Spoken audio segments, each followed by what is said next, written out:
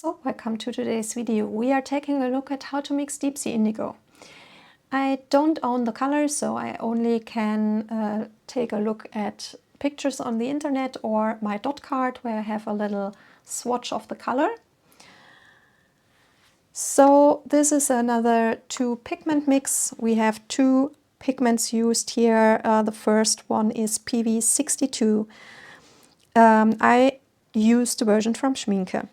Schmincke is selling it as a cobalt violet hue because cobalt violet is in the standard range of industrial produced watercolors the most expensive pigment, and therefore a lot of brands don't offer it.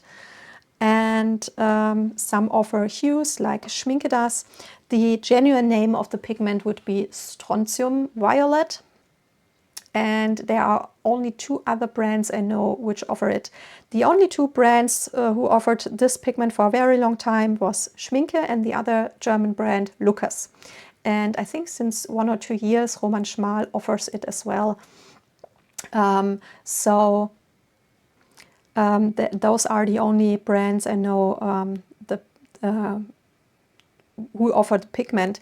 The pigment itself is one I can highly recommend for granulation and color separation fans because we don't have a lot of granulating violets, and most of them are very light in color, and the strontium violet can be rather dark. So this is definitely a very, very awesome pigment, and I really love to use it. And the other pigment is, that is used is a PG18, which we all know as the genuine Viridian. It is, of course, a very expensive pigment, so I do know that a lot of people probably don't own either of the pigments.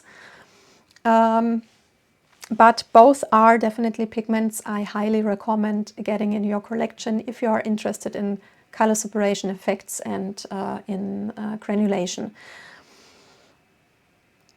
So the color itself is, of course, indigo kind of color. I did remix it, so just to be aware of the first mixture I do, definitely has too much green in it, and it does look very bluish in the wet or damp version. But when I look at the completely dried swatch now, it looks very turquoise greenish. So definitely the amount of green is too much and the amount of the violet was too low. So be aware that maybe first, if you remix the color, first try a little swatch and let it dry to really see how the color looks when it's completely dried, because that definitely made a lot or a very big difference with my swatch here. It looks very bluish now, but it looks very turquoise greenish in the very completely dried version. So I did remix it again with a lot more of the PV62 and a lower ratio of the Viridian. And what we get, of course, is this very darkish blue indigo kind of color. We do see a little bit of color separation effect in this mixture between the violet part, which looks a little bit more like a blue, and the more greenish particles. But the separation effect isn't super strong, and therefore it probably was the reason why I haven't bought it back at the time.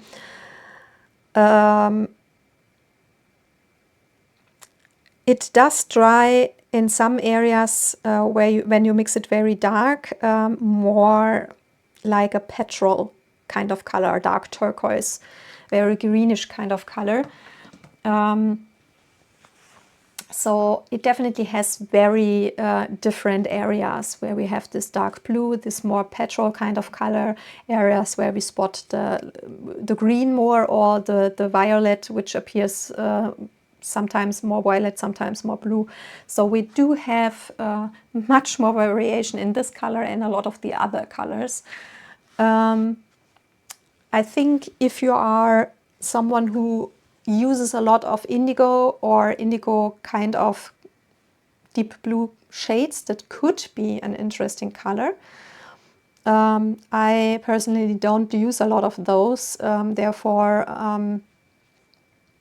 I haven't mixed this color myself to use it in the past. Maybe I do in the future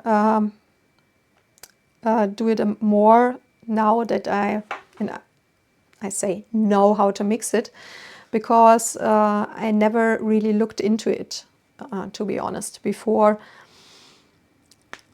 I mean, we have so many different colors, from single pigment to mixes, that you of course can't know them all.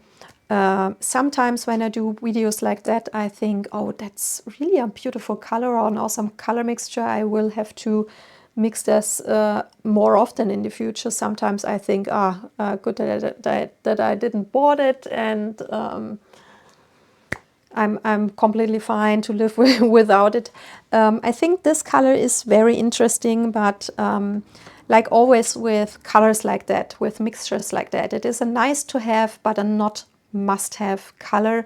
And I personally always have the opinion that if you use the color excessively, then it is a reason to buy it pre-mixed, to save you the time to every time mix it yourself. Otherwise, I just think it is a nice to have if you have the money and say it is a color that I will use often enough that it is okay to buy. If you just use it once or twice, then honestly it is just a waste of money, and it is much easier to say for that few occasions to mix it yourself. So yeah, like always. I really would love to hear your experience with the color, or ideas, if you have ideas how to use the color, because I'm always interested in those, because I learn a lot with your ideas. And yeah, do you have the color? What is your experience with it, or if it's is it a color that you would be interested in buying or mixing yourself? Or is it a completely uninteresting color to you? That I would love to hear. Yeah, as always, thank you so much for watching the video. I really hope it was helpful and interesting. And as always, a thumbs up or a follow is very much appreciated, because it really helps me in the channel so much. Thanks a lot for that. And I hope you have a wonderful day, and to see you soon in one of my other videos. Bye bye and take care.